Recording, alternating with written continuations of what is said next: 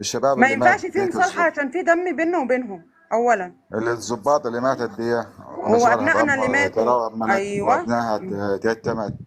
اللي لسه ما اتجوزش ومات، اللي ده مصالحة مع مين؟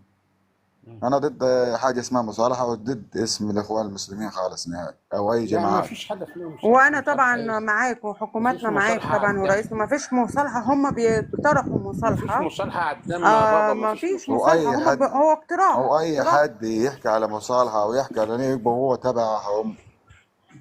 لا لا، وهم ما يطلبوا طلب زي ده بس يبقى بس بس يا بيفشوا محمد يا نفسهم. هواري، انا ما بجيبش بس ايه ثواني جستايه كده، خليك معايا. انا هعمل حاجه كده بسيطه جدا. ثواني. اوكي. دقيقه واحده. لا ثواني. بعدين هم فكرهم مش هيتغير اساسا حتى لو انت عملت مصالحة. طبعا من ايام السادات الله يرحمه بص كانوا بص بص يشوفوا. بص بص بص اقرا كويس. جماعه الاخوان المسلمين برسالة لمصر. برساله لمصر نطلب الصلح وسنتخلى عن السياسه. دي ايه؟ دي قناه كلام. العربيه النهارده. اوكي. كلام فاضي. يعني لا ده كلام مرفوض فاضي. نهائي اساسا. لا هو كلام تمام. في فاضي. لغز وراه الحين، في لغز وراه الحين، في حاجه يعني مم. معينه.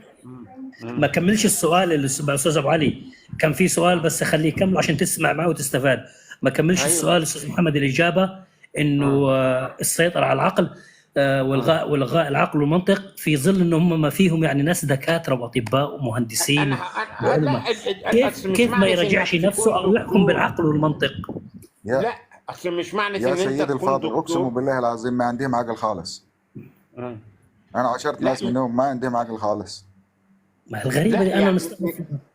لا، نعم. هو ممكن يكون دكتور شاطر، انما